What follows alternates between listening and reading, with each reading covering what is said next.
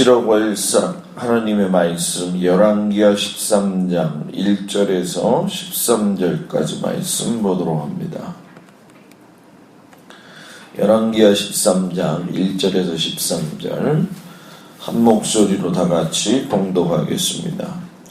유다의 왕 아하시아의 아들 요아스의 제23년에 예후의 아들 여호아스가 사마리아에서 이스라엘 왕이 되어 17년간 다스리며 여호와 보시기에 악을 행하여 이스라엘에게 범죄하게 한 느밧의 아들 여로보암의 죄를 따라가고 거기서 떠나지 아니하였으므로 여호와께서 이스라엘에게 노하사 늘 아람 왕 하사엘의 손과 그의 아들 베나닷의 손에 넘기셨더니 아람 왕이 이스라엘을 학대함으로 여호아스가 여호와께 간구하매 여호와께서 들으셨으니 이는 그들이 학대받음을 보셨음이라.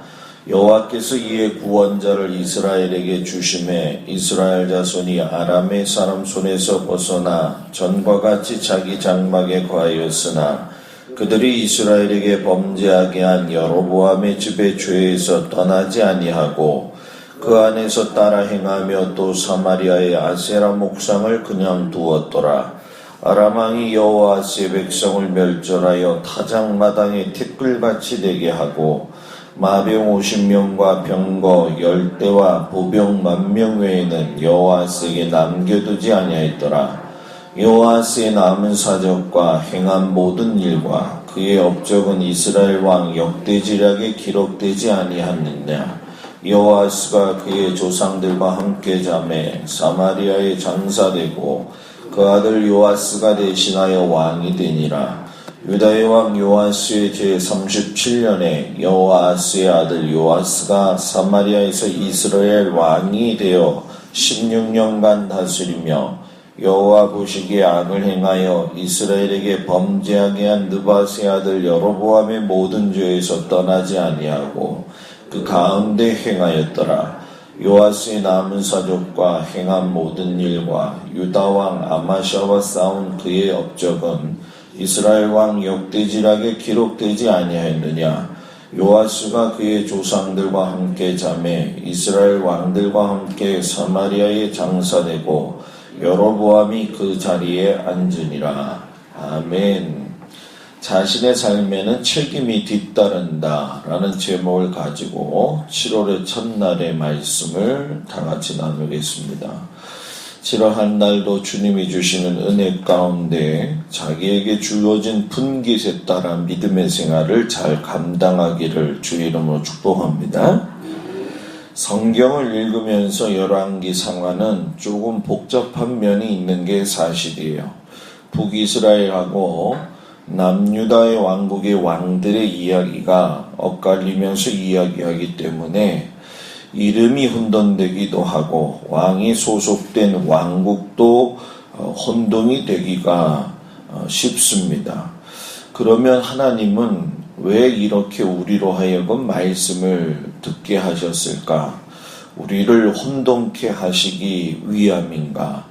그것이 아니라 이 나라 저 나라의 왕들을 오고 가면서 그 이름을 인식시키시는 거죠. 인식시킨다는 이야기는 각인시킨다는 이야기고, 각인시키는 이유는 그 사람의 인생을 알고 그 사람의 삶에 나오는 결과처럼 살거나 살지 않기를 바라시는 하나님의 마음이 있다라는 얘기예요. 오늘도 주신 말씀을 보면서 7월 한 달도 여러분들이 마음속에 새겨야 될 것이 있는데, 자신의 이름과 삶의 어떤 상황 속에서의 결정에는 분명한 책임이 따른다라는 마음을 가지고 신앙생활 할 수 있기를 주의 이름으로 축복합니다. 특별히 이제 상반기가 끝나고 하반기의 시작입니다. 좀 더 기도하고 좀 더 하나님 앞에 매달리고 내게 주어진 신앙적 책임의 삶을 잘 감당하고 십자가를 지기를 축복합니다. 오늘 이 말씀에서 우리에게 교훈을 주시는데 두 가지인데, 하나는 기회를 주실 때 진심으로 그 기회를 붙들어라 라는 얘기입니다. 예후가 북이스라엘 왕국에 가장 악했던 이스벨과 그의 자녀들을 멸족시켰다는 이야기는 우리가 들었죠. 그러나 예후가 끝까지 일을 깨끗하게 마무리하지 않았던 것도 우리는 알 수가 있어요. 그가 산당을 남겨두었다라고 하는 것을 보면 알게 됩니다. 결국 일은 열심히 했는데 결론의 이야기를 잘 마무리하지 못했다는 거죠. 이 화근이 아들이었던 여호아스에게 그대로 이어졌다는 얘기입니다. 그래서 17년 동안 제위 기간에 조금이라도 아버지의 초기 모습을 따라서 살지 않고 오늘 성경에도 나와 있는 것처럼 원년 북이스라엘의 왕이었던 여로보암의 길을 따랐다라고 이야기를 해요. 근데 여러분, 우리가 잘 알아야 될 것이 나라가 갈리어졌을 적에 하나님이 여로보암한테 약속하시기를 너가 다윗처럼 행하면 내가 너에게 모든 것을 주리라 하고서는 하나님께서 여로보암에게도 뭐예요? 기회를 주셨다는 거예요. 그런데 그 기회를 주실 때 진심으로 받아들이지 않고 또 그것에 붙들림 바 되어지지 않고 살다 보니까 최악의 모델이 되었다는 거죠. 여로보암에게도 그렇고 예후에게도 그렇고 그의 아들이었던 여호아스에게도 기회를 주셨지만 짐신된 마음을 가지고 하나님을 섬기지 않았다는 겁니다. 이때 하나님의 방법이 두 가지로 성경에서 나타나는데 그 중에 하나가 뭐냐면 무관심이에요. 너가 어떻게 살든지 내가 무관심하겠다라고 하는 것이고, 하나는 징계를 주심으로 인해서 돌아올 수 있는 기회를 한 번 더 주셨다는 거죠. 하나님이 노하심으로 아람왕 하사엘과 그의 아들 베나닷이 이제 오늘 말씀에 등장하게 되는데, 계속적으로 보면 아시겠지만 그들을 통해서 하나님이 징계하시는 표현을 학대라고 표현을 하고 합니다. 주신 기회를 여호아스가 놓쳤음에도 불구하고 그 학대에 받는 상황 속에서도 하나님 앞에 간구했어요. 그때 하나님이 들으시고 구원자를 주셨고 이내 평안함이 지속되는 것을 우리가 보게 됩니다.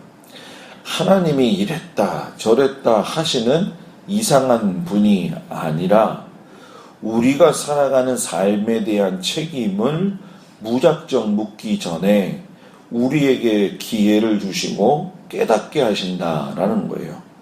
7월 한 달 이제 장마도 또 더위도 한꺼번에 몰려오고 또 하반기의 시작을 보면서 우리가 다음 주에 이번 주에 이제 맥주감사절로 지키지만은 하나님이 이 상반기 동안에 주셨던 은혜가 얼마나 큰지 또 그 은택이 얼마나 큰지 또 상반기를 봤을 때 정말로 어려움들이 있었지만 그 모든 것들 가운데서도 하나님이 인도하심에 대해서 감사할 줄 알고 하반기에는 여러분들이 더욱더 주신 기회를 붙잡고 하나님 앞에서 바로 살아서 12월에 갔을 적에 좋은 열매들이 많이 맺혀지기를 주의 이름으로 축복합니다. 그리고 7월에 우리가 더 한 가지 생각해야 될 것은 우리들의 삶의 결론이 어떻게 불리워질지 아름다운 기념비적 삶을 살아야 된다라는 얘기예요. 여호아스도 그렇고 아들 요아스도 그렇고 그들의 인생을 평가할 적에 10절부터 보게 되면 살았던 연수와 제의 기간과 더불어 그 사람의 인생을 갖다가 평가하는 이야기가 나옵니다. 그래서 요아스 같은 경우에도 16년간 다스렸고 여호와 보시기에 악을 행하여 이스라엘에게 범죄한 느바세 아들 여로보암의 모든 죄에서 떠나지 아니하고 그 가운데 행했다. 그러면서 이스라엘 왕 역대지락에 기록되지 아니했느냐. 요아스도 함께 자고 이스라엘 왕들과 함께 사마리아에 장사되고 여로보암이 그 자리에 앉았다 하시면서 하나님은 인생 한 사람 한 사람의 죽음 가운데 그냥 그것을 놔둔 것이 아니라 족족을 남겨서 후대의 사람들에게 분명히 그 사람을 통해서 인생의 결과가 어떠한지를 가르쳐 주었다는 거예요. 여로보암에서 떠나지 아니하고 이스라엘을 범죄하게 하고 성경에 이렇게 쓰여지는 인생이 될 것인가? 아니면 하나님 보시기에 합당하면서 기념비적 신앙을 살고 주님 보시기에 아름답게 살았다고 인정을 받을 수 있는 우리가 삶을 살 것인가? 7월 달에는 여러분들의 족족이 하나님 앞에서 아름답게 표현이 되어지고 또 무엇보다도 상반기에 부족했던 부분들이 있다고 한다면 하반기에는 그것을 보충하고 또 그것대로 부족한 부분들을 채워서 갈 수 있는 은혜가 있기를 주의 이름으로 축복합니다.